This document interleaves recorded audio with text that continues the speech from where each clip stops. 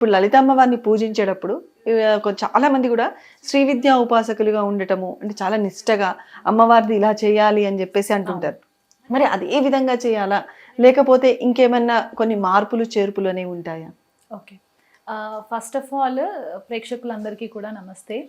First topic మనం శ్రీ లలిత అమ్మవారి గురించి తెలుసుకోవడం ప్రయత్నం చేస్తున్నాం కాబట్టి, జనరల్‌గా శ్రీ విద్యా ఉపాసన ఒక గురు దగ్గర నుంచి ఉపాసన తీసుకున్న వాళ్ళకి కొన్ని నియమాలు ఎక్కువుంటాయి. ఓకే. అంటే వాళ్ళకి ఇంట్లో శ్రీచక్రం ఉంటుంది. దానికి నియమాలు కొద్దిగా స్ట్రిక్ట్‌గా ఫాలో అవ్వాల్సిన పని ఉంటుందనమాట. అలాంటి పరిస్థితులు లేని వాళ్ళైతే గనక చిన్నగా అమ్మవారి ఫోటో ఇంట్లో పెట్టుకొనైనా సరే, లలిత అమ్మవారి ఫోటో తెచ్చుకొని ఇంట్లో పెట్టుకొని, లలిత అమ్మవారి సహస్రనామాలు ఉదయం, సాయంకాలము పారాయణం చేసుకోవడము. ఇది చేసుకున్నప్పుడు ఏమవుతుందంటే, ఒక రిథమ్‌లోకి వెళ్ళిపోతుందనమాట. హ్మ్.